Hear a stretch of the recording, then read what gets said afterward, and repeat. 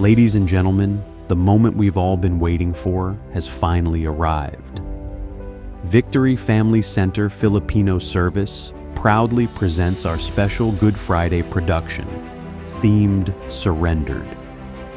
This afternoon, we invite you to journey with us through the ultimate story of the cross, a powerful story of love, sacrifice, and surrender.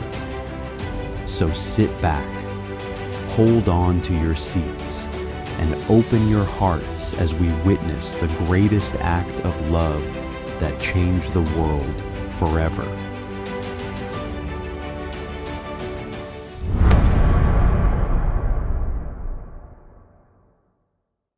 In the beginning, there was nothing but darkness. Then God spoke, "Let there be light," and light shattered the darkness. The heavens were formed, the earth was shaped, life began. From the dust, God formed a man, Adam. With his own breath, he gave him life. From Adam, he created Eve. They walked with God in a perfect garden. No pain, no fear, no death. Only one command, one boundary, one tree they must not touch. But a whisper entered the garden, a serpent's lie. Doubt replaced trust. Eve reached, Adam followed. They ate, and in that moment, innocence was lost.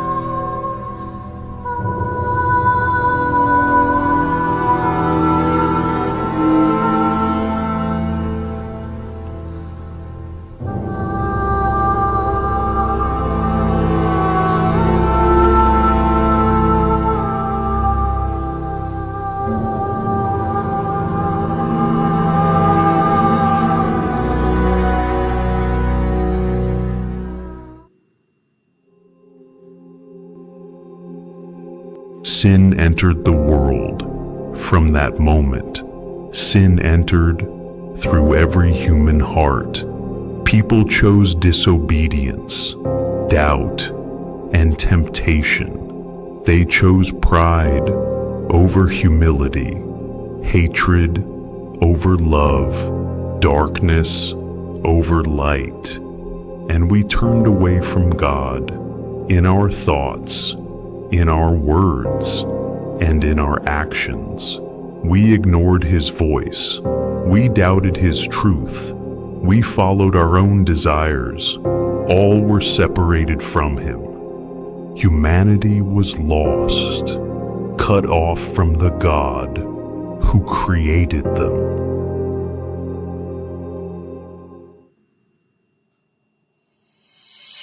Well, on the way the time cold, I wanna be keeping you warm. I got the right temperature for shelter you from the storm. Hold on, girl, I got the right tactics to turn you on. And girl, I wanna be the papa, you can be the mom. Well, on the way the time cold, I wanna be keeping you warm. I got the right temperature for shelter you from the storm. Hold on, girl, I got the right tactics to turn you on. And girl, I wanna be the papa, you can be the mom. Oh, oh.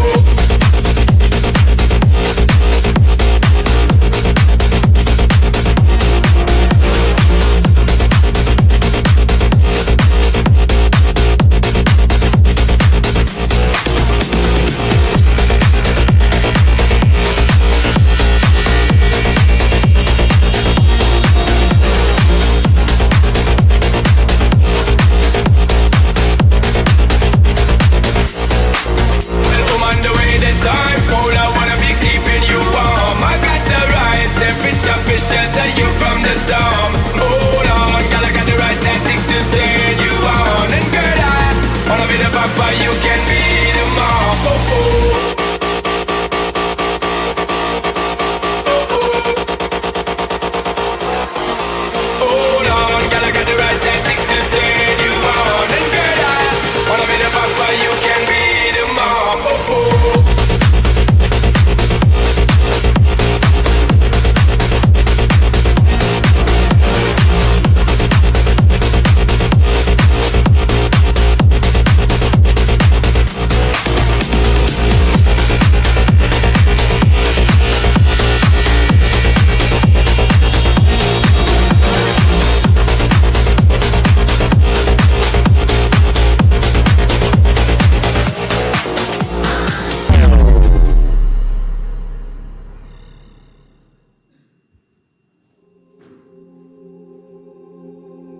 God did not turn away, even when we turned from him, chasing our own desires.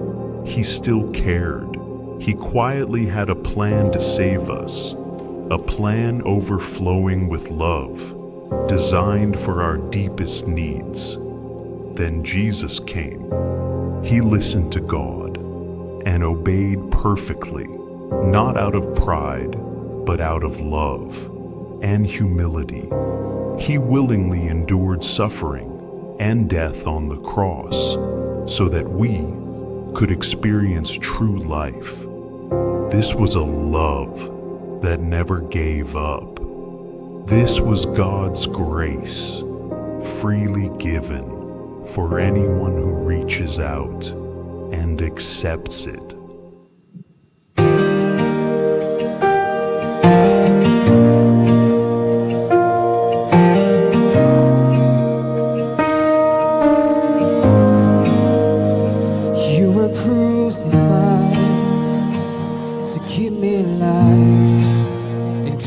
Victory. You carried all my pain and bore my sin to make me clean. You're the holy sacrifice, pierced for my transgressions. Your precious blood was poured to cover me from death. Jesus, you saved my life from the edge of falling face. Jesus, you saved my life. You restored my sight. You reach for me and pull me from the blindness of my ways, from my shame into your name.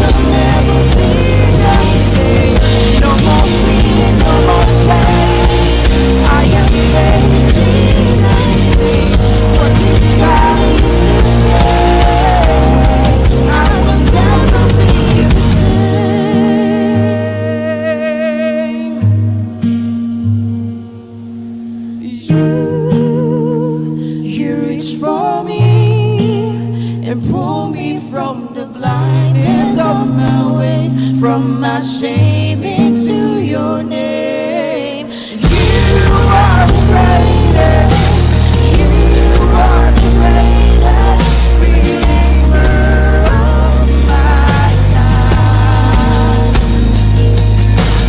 You are the greatest, you are the greatest Redeemer of my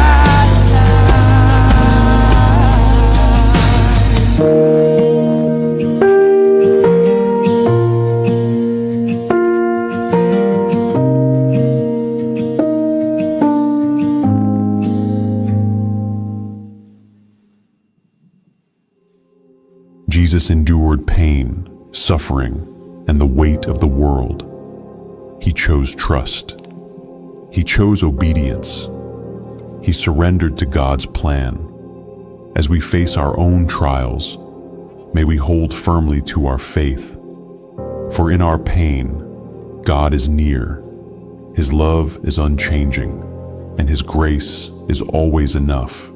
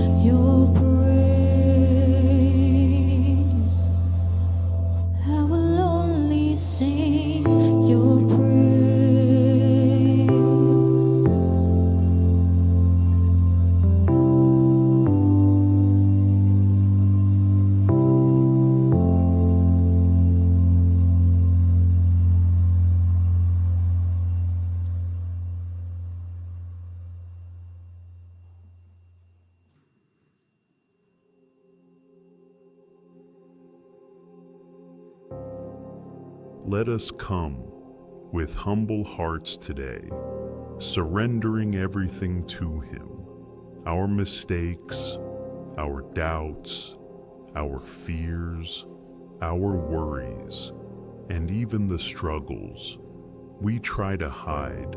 Let us come just as we are, without pretending, knowing that He sees us and still loves us. As we remember His great love for us, a love so deep that He gave everything on the cross, we see how great His mercy is. It is there that we are forgiven, loved, and given a fresh start. Today, we seek Him earnestly, not just in remembrance, but in relationship. We draw near, longing for deeper communion, a renewed spirit, and a heart aligned with His will.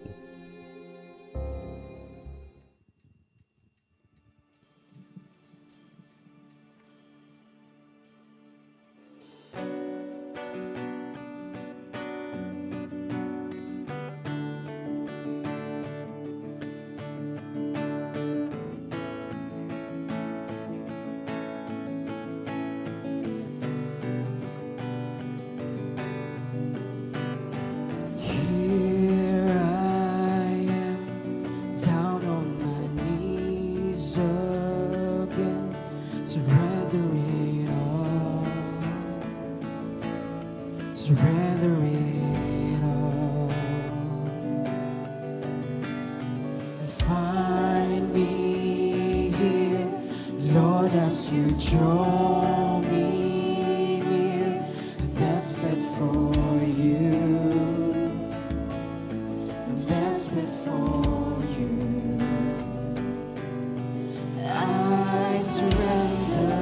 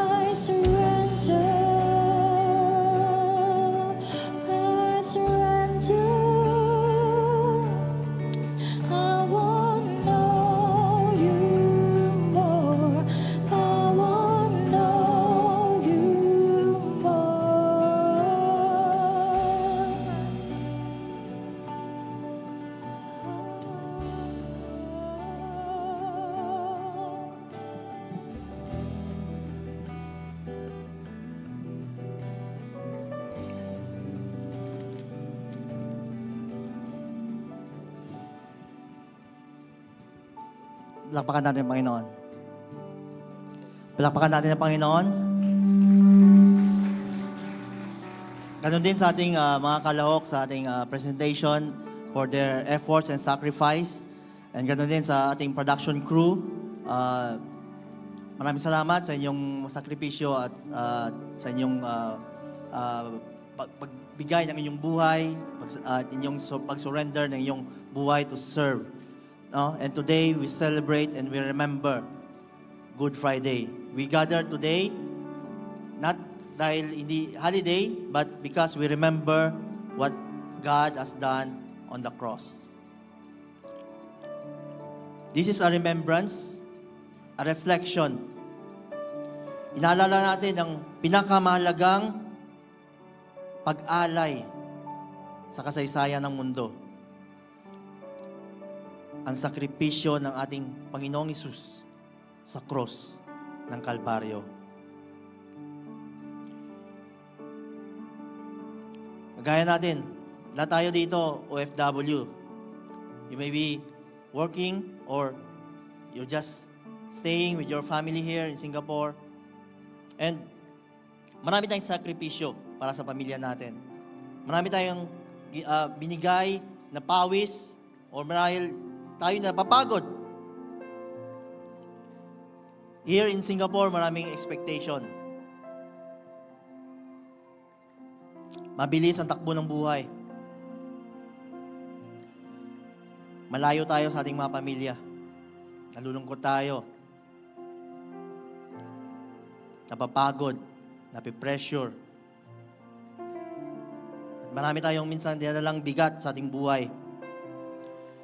But Good Friday reminds us na hindi natin kailangan buhatin ang bigat ng mag-isa. Because Jesus already surrendered Himself for us. Today, our theme is surrendered. In Tagalog, pag-alay. It is not forced or not taken, but it is Jesus willingly offered Himself. And let's talk about the surrender of Jesus, ang kanyang pag-alay. In Luke 23:46, ang sabi niya, one of His last words, Father, into your hands I commit my spirit. Friends, visitors here, Jesus surrendered willingly for you and me, para sa ating lahat. Hindi siya pinilit, at yung pagsuko niya, hindi ito pagkatalo. He chose the cross. He chose the cross. In John 10:18, no one takes it from me, but I lay it down on my own accord. Hindi na kailangan gawin yon, but He chose to die for us. Kung i-translate natin yung verse na to, sabi sa Tagalog, walang kumuha ng buhay niya, inihandog na ito para sa atin.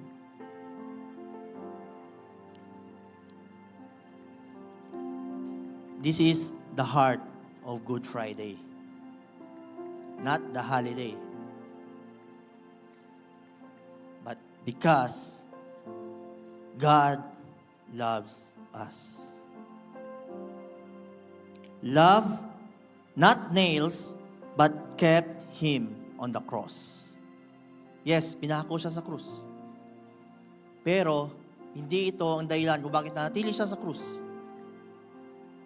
Nanatili siya because He loved us. Na sana tayo yung napako doon.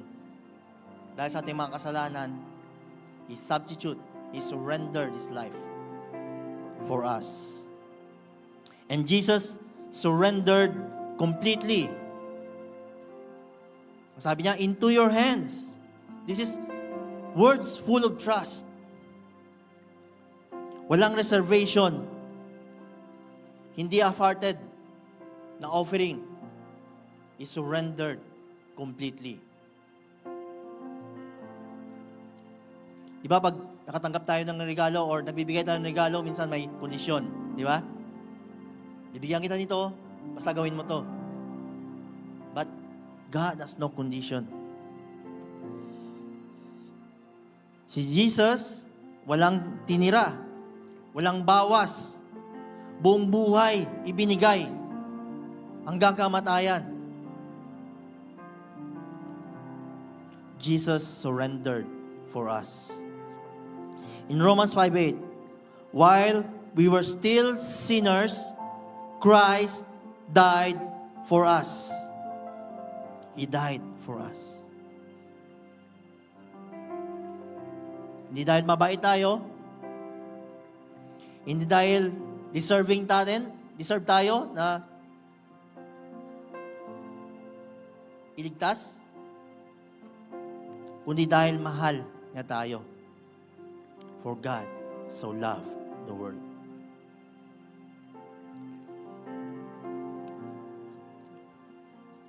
Kagaya dito, nagtatrabaho tayo sa Singapore. Minsan, what we are doing, hindi napapansin. Or sometimes, feeling natin, madali tayong palitan. We are replaceable. But Jesus says, you matter. You are worth dying for. So, ano kailangan natin maging response natin? We need to have a surrendered life. That will be our response to what Jesus did on the cross. Good Friday is not just remembering Jesus surrendered his life, but also we want to mind our own surrender. We need to surrender our struggles. Matthew 11:28, come to me, all who are weary, and I will give you rest. Isuko mo yung struggle mo sa Panginoon.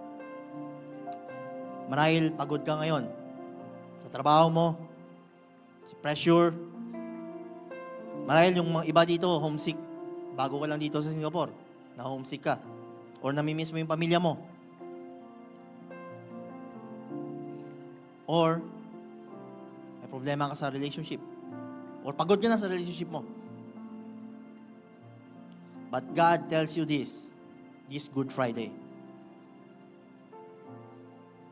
Jesus carries what we cannot carry. Ibigay mo sa Panginoon. Kaya lang tayo napapagod kasi pinapasan natin. Ibigay mo sa Panginoon. Surrender it. Surrender your struggles. Ialay mo lahat ng bigat sa buhay mo sa Panginoon.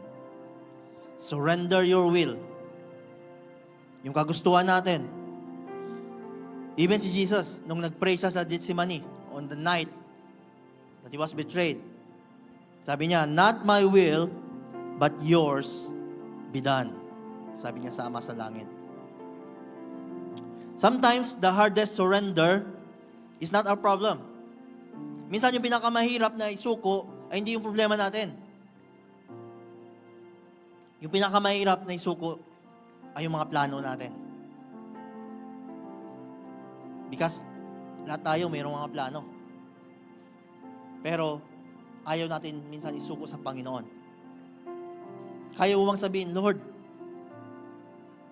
hayaan kitang manguna sa lahat ng mga plano ko. Lord, kahit hindi klaro, susundin kita.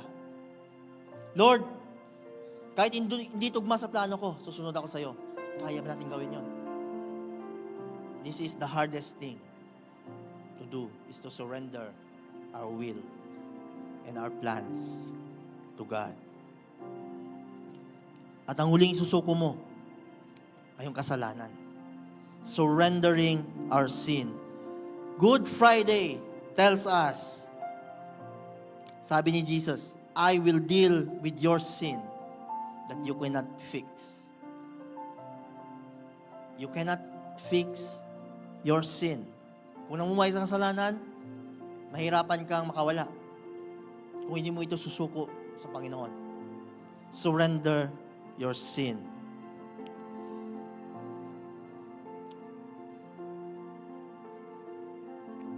We come to Him not to perform, but to repent. Humingi tayo ng tawad sa Panginoon. Not to impress, but to return to Him. Ialay natin, hindi lang yung mga mabubuting bagay. Pati na rin yung mga dudumi, mga nakatago, yung magugulo, na mga kasalanan na sa buhay mo. Isuko mo sa Panginoon.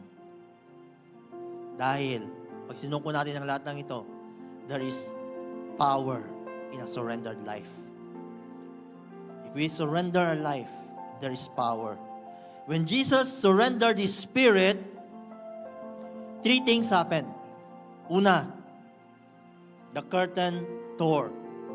There is an access. Pinunit ng Diyos lahat ng harang. Nagkaroon tayo ng access sa Panginoon nung namatay si Jesus. The veil has been torn. No more distance. The earth shook. Nagkaroon ng lindol. Nagkaroon ng breakthrough. When we surrender, God shakes the things that binds us. And when we surrender, lives were changed. There is a transformation. Yung transformation mangyayari lang kung isusuko mo ito sa Panginoon. Isusuko mo ng buong buo ang buhay mo. Dahil nung si Jesus, sinurrender niya yung buhay niya, He is glorified. A surrendered life become a testimony. Sabi nga ng isang Roman centurion, sabi niya, surely this was the Son of God. When we surrender our life, we will recognize that surely He is the Son of God. At sa ating pagtatapos, there is a call on the cross. Ito yung tawag ng Good Friday, ng cross sa atin. Good Friday is not a funeral dahil may namatay. Hindi ito libing, hindi ito lamay, hindi ito burol. Si Jesus, one time lang namatay. Hindi siya namamatay every year. This is not a funeral. It is a revelation of God's love. When He surrendered His life, He showed us that God really, truly loved the world. The cross says, I surrender everything for you. Will you surrender for me? Surrender is not a sign of weakness. It is the doorway to freedom. It is saying na, Lord, pagod na ako. Lord, nangihina ako. Lord, nababahala ako. Pero, handa akong ihandog ang buhay ko sa iyo.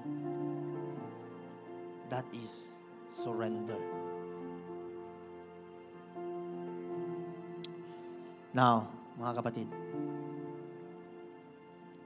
it is time for us to acknowledge that God surrendered His life for us. Nararapat lang na tayo isukol natin ang ating buhay. I want you to close your eyes and bow down your heads. As we bow down our heads, I want to speak to 2 groups of people today. Una, Those who have never surrendered your life to Jesus. Maybe, kilala mo na siya.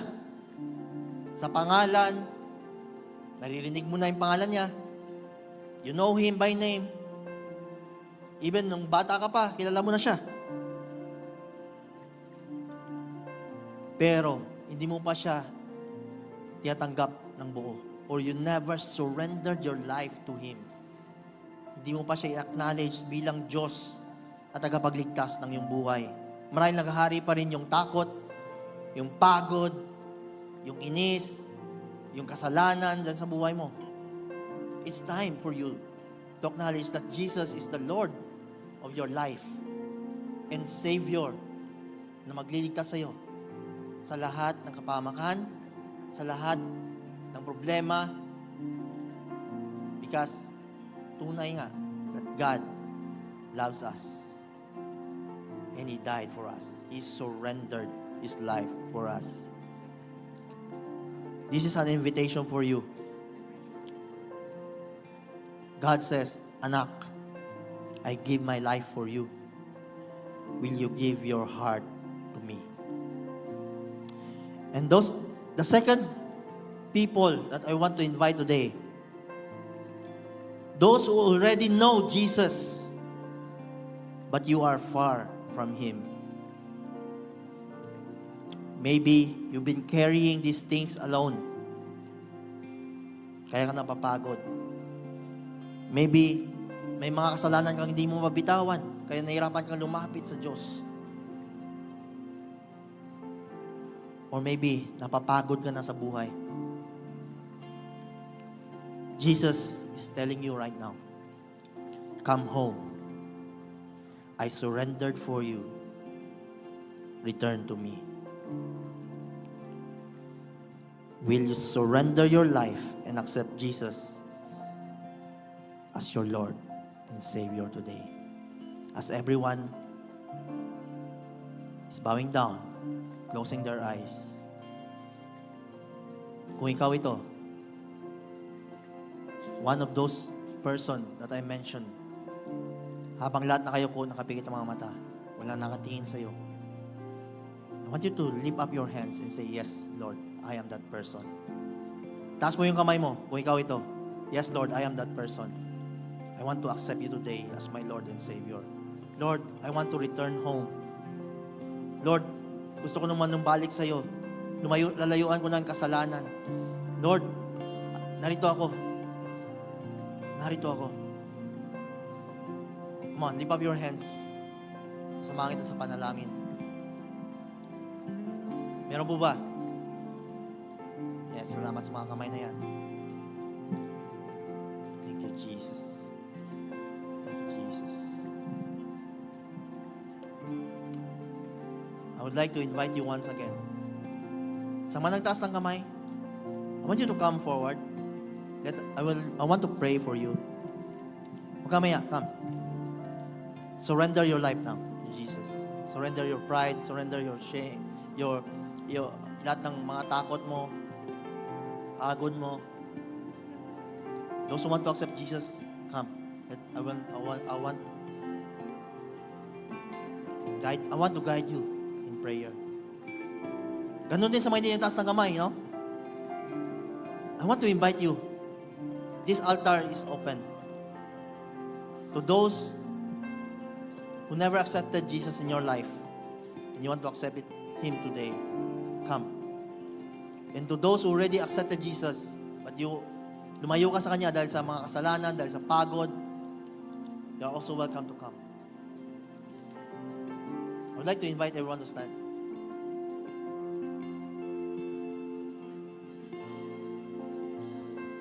Bago ko ipagpanalangin yung mga nandito sa harapan, I'd like to ask the worship team to sing this song. And this altar is still open. For those who want to accept Jesus, come. Come. Huwag kang mahiya, kapatid. Come. Ang buhay ko'y tanging sa'yo, laging sa'yo iaalay. Yes, come. The altar is still open. Puso ko'y tanging sa'yo. Jesus is waiting. Laging sa'yo, Panginoon. Meron pa po ba? Ang Come. buhay ko'y tanging sa'yo. Laging sa'yo, iaalay. Ang puso ko'y tanging sa'yo.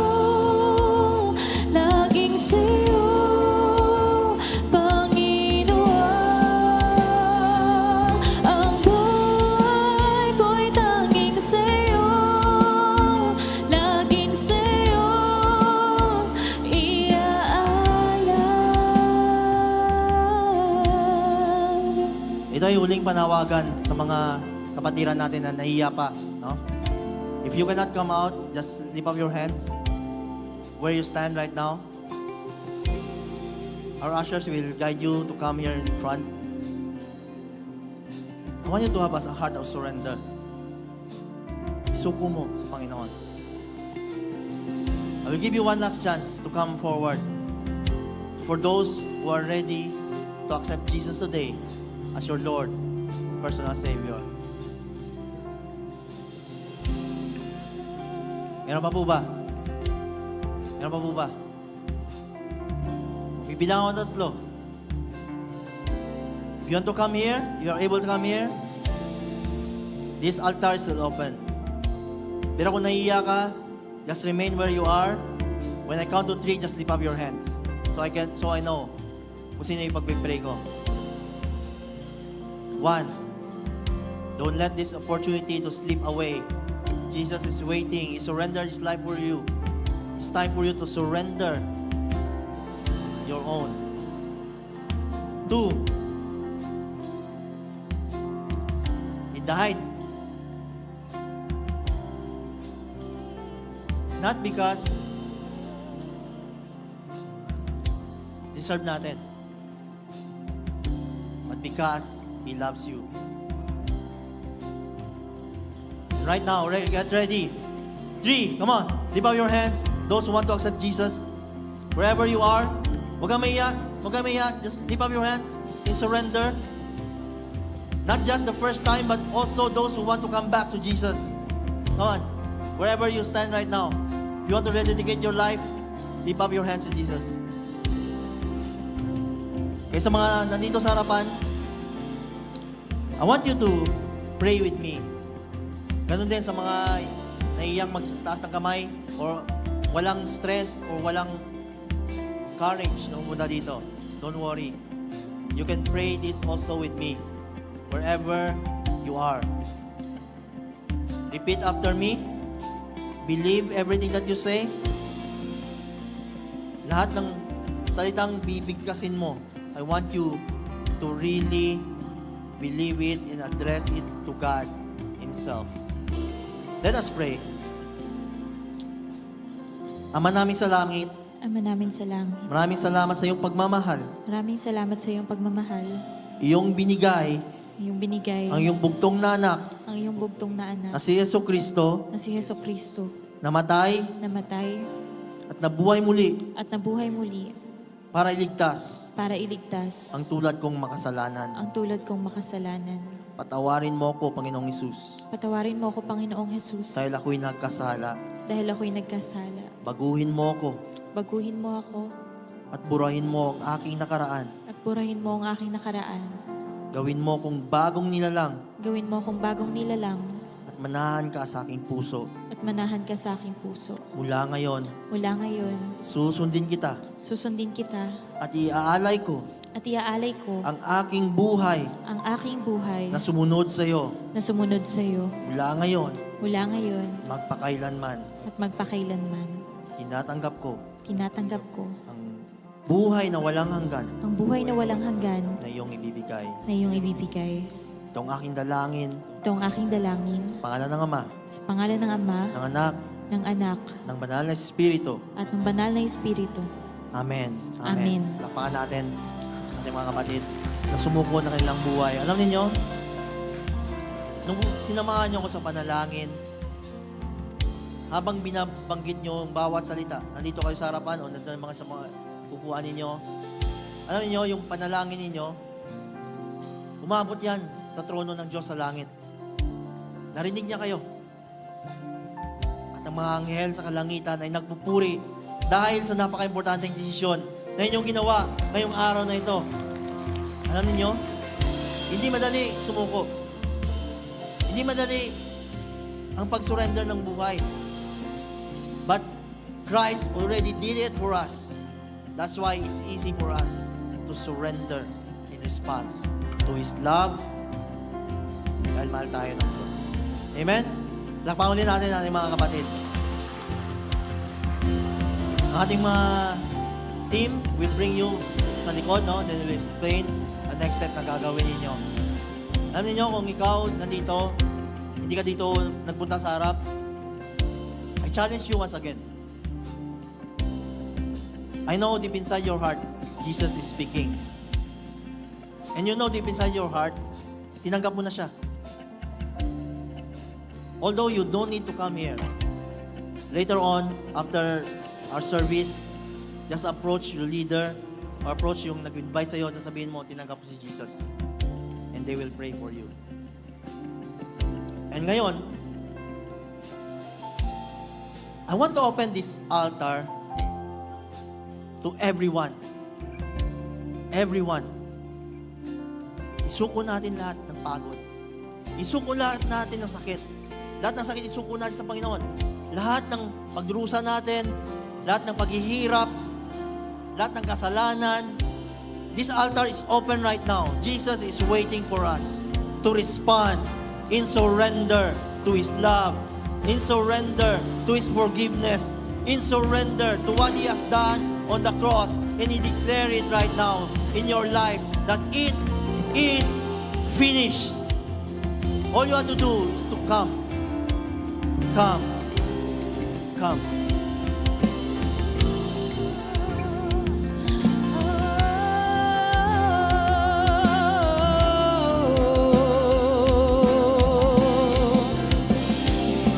Ang buhay ko'y tanging sa'yo, laging sa'yo iaalay.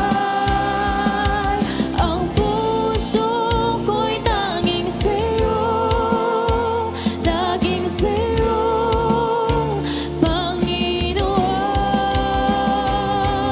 Ang buhay ko'y tanging sa'yo, laging sa'yo iaalay. Hallelujah. Thank you, Jesus. Thank you, Jesus. Sa mga nandyan, sa mga upuan ninyo, I want you to really full surrender. Umalis kayo dyan. We have still a space here in front. Come. I invite you. Jesus surrendered for you. Ma'am kayo dito. Huwag kayong mahiya. Huwag kayong mahiya. Jesus has already died for us. Come. Come. Come. Hallelujah. Hallelujah. Come on, let's lift up our hands to Jesus today. Father, we thank you, Lord, for Jesus, that He sacrificed, He surrendered His life for each and every one of us. Lahat ng hirap, lahat ng sakit, lahat ng rejection, lahat ng pagdurusa, kinuha niya. Siya nagpapako sa krus para sa amin. Panginoong Jesus, we thank you for your sacrifice. We thank you for your love. We thank you sa mga pako, sa mga latay, sa krus na yung pinasaan para sa amin. Right now, we come here in front of you. We surrender our life to you. We lift up our hands in surrender. We lift up our voice in surrender. Lord, nandito kami sa iyong harapan na hindi kami karapat-dapat, pero kami ay iyong tinanggap. Hindi kami karapat-dapat, pero kami iyong minahal. Hindi kami karapat-dapat, pero kami ay iyong pinagaling. Kami ay iyong binigyan ng bagong buhay. Lord, we thank you for this Good Friday because it is good because you are good. Lord, maraming salamat, Panginoon. Ikaw ay nanatiling buhay sa aming puso. Ikaw nanatiling buhay na iyong pinagtagumpayan ng kamatayan. Lord, ang iyong kamatayan namin inaalala yung araw na ito. Dahil ito'y simbolo na kami ngayon ay mamatay sa aming sarili, sa aming sariling katawan, sa aming sariling pagnanasa.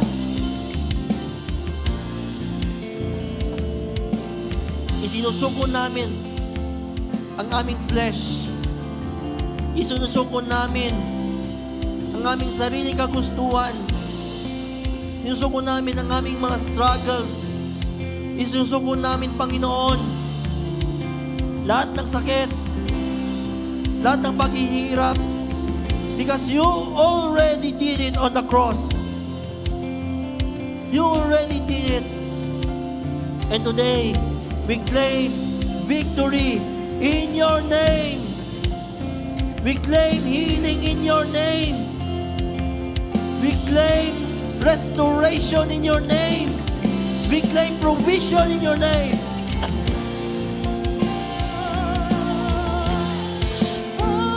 Sa'yo iaalay ang buhay ko'y tanging sa'yo, laging sa'yo iaalay ang puso ko'y tanging sa'yo, laging sa'yo, Panginoon. Ang buhay ko'y tanging sa'yo, laging sa'yo iaalay. Ang puso ko'y tanging sa'yo, laging sa'yo, Panginoon.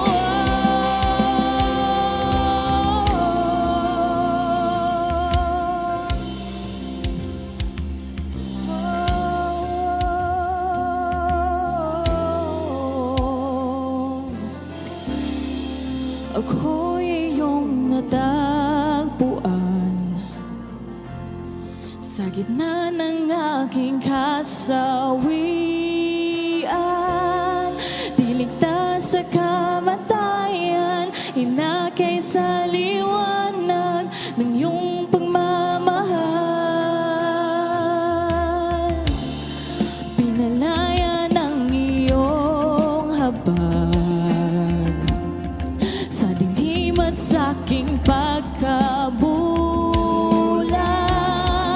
Ngayon sa iyong biyaya at sa lalim ng pag-ibig umaawing. Ang buhay ko'y tanging sa'yo, laging sa'yo iaalay.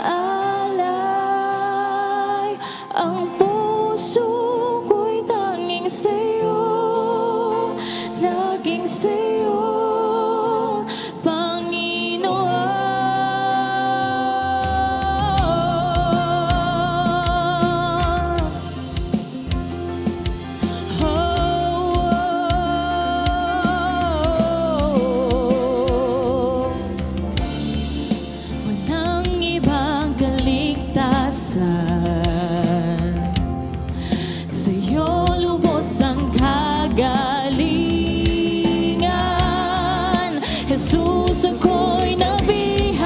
dakila mong pag-ibig umaawin.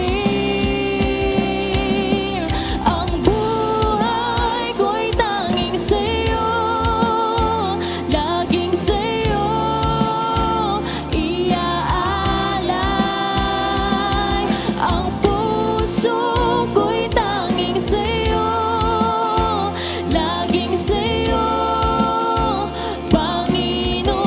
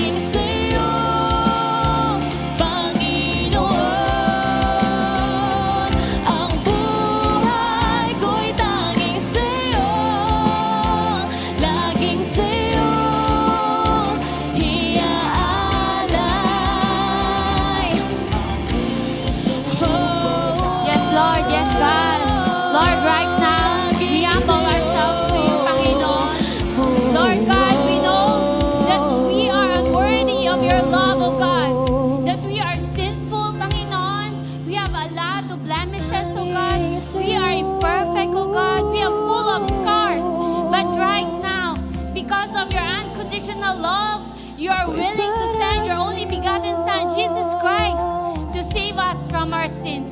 Lord God, thank you for moving in our midst right now, showing to us, Lord, on how much you love us amidst our imperfections. Lord, we are nothing without you by our side. But we believe that with you by our side, Lord God, we will be unstoppable.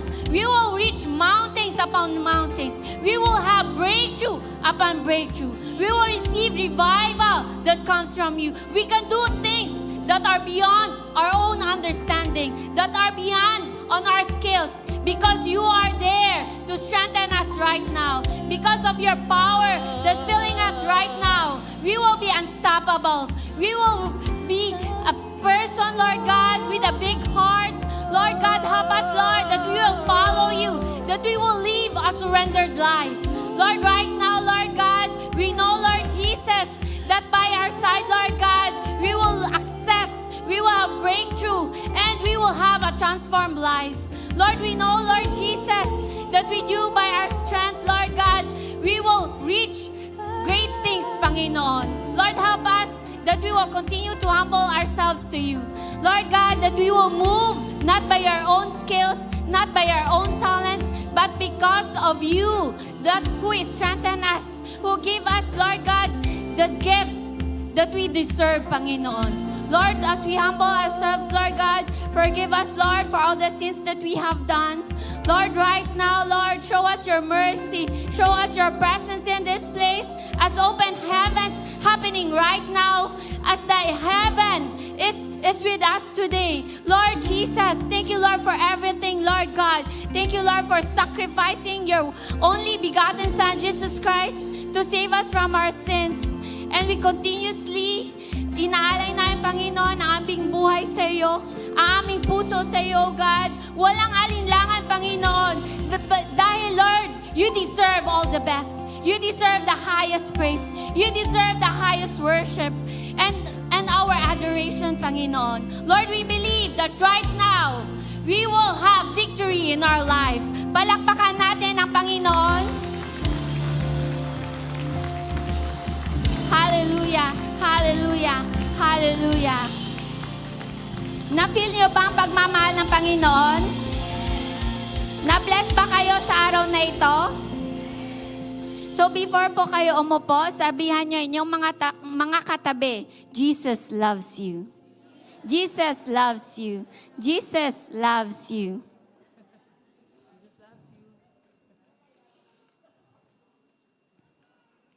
As we remember and reflect Jesus' death on the cross, it also shows us God's love, that He is willing to sacrifice His one and begotten Son, Jesus Christ, to die on the cross and to save us from our sins.